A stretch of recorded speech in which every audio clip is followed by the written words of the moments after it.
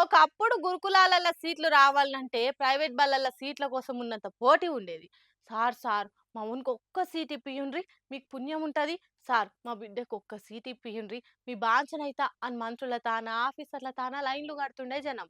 RS Praveen sir గురుకులాలకు హెడ్‌గున్నప్పుడైతే విదేశాల్ల మన గురుకులాల్లో చదివే పిల్లగాళ్ళు ఎంతో మంది పేరు తెచ్చిండ్రు, రికార్డులు కొట్టిండ్రు.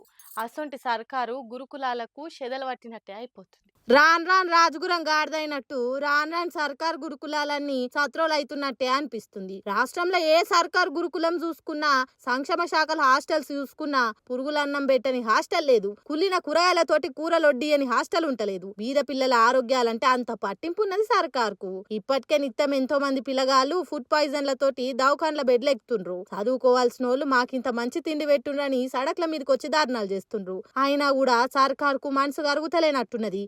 ఇంత చెవిన పేన్ వారినట్టే అయితలేదు. ఓ దిక్కు ఇట్లా పిల్లగాళ్ళంతా మంచాన పడుతుంటే సర్కారేమో సర్కారీ విద్యను ఎవరెస్ట్ గుట్టెక్కించినమని గప్పాలు కొట్టుకుంటా ఊరంతా పోస్టర్లు వేసుకొని ప్రచారం చేసుకుంటున్నది. బాగుపరిచినమని ప్రచారం చేసుకున్నట్టే మా హయాంలో 1000 మంది పిల్లగాళ్ళు పురుగులన్నం తిని దావకాన్ల పాలైనరని కూడా ప్రచారం చేసుకోరు ఎందుకో మరి. ఇలా సంగారెడ్డి జిల్లా కొండాపూర్ మండలం గిర్మాపూర్ కాడున్న హాస్టల్లో కూడా కుళ్ళిన కూరగాయలతోటి కూరండి పెడితే నిన్న ఆదివారం కదా అని పిల్లగాళ్ళ తల్లిదండ్రులు పోయి అవిటిని చూసి మనుషులు ఎవరన్నా గిసొంటి బువ్వ కూరలు తింటారా అని గరమైనరు. సర్కార్ హాస్టల్ రోజుకింత అధ్వానంగా మారుస్తున్న సర్కార్ అయితే ఇప్పటికీ స్పందిస్తలేదు. అటు సర్కార్ పట్టింపు లేక ఇష్టారాజ్యం అయిపోయింది సిబ్బందులది కూడా. మనల్ని ఎవడ్రా ఆపేది అడిగేది అన్నట్టు పిల్లగాళ్ళ కడుపు మార్చి ఖరాబైన ఫుడ్ పెడుతుండ్రు. మంచి తిండి లేకుంటే పిల్లగాళ్ళు మంచిగా ఎట్లా తయారైతారు?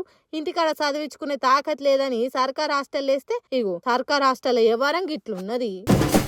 ఒక్కో రాజకీయ పార్టీకి ఒక్కో పార్టీ గుర్తుంటది. పార్టీ తర పబ్లిక్ లా గట్టిగా పోవాలనంటే ఆ గుర్తు కూడా ఓ పరంగా అక్కరకు వస్తుందనే చెప్పాలి. ఇక ఎలక్షన్ ప్రచారాలప్పుడు లీడర్లు గుర్తులను బాగా వాడతారు.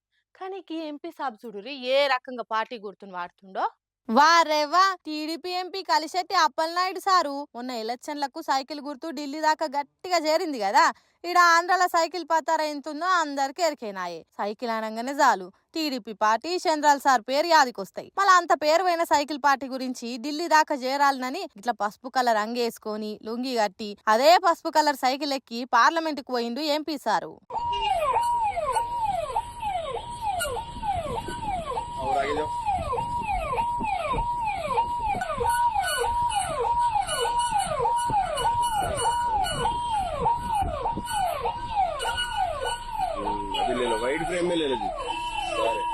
మామూలుగా లీడర్లు అంతా గెలిచినాక పెద్ద పెద్ద కార్లు కాన్వాయిలు వేసుకొని తిరగంగా చూసినాం గానీ ఇట్లా సైకిల్ మీద తిరుగుడు అయితే చూడలే. పార్టీ గుర్తు అంటే ఎలక్షన్లు అయ్యేదాకా వాడుకొని అటెనక మర్చిపోవుడు కాదు.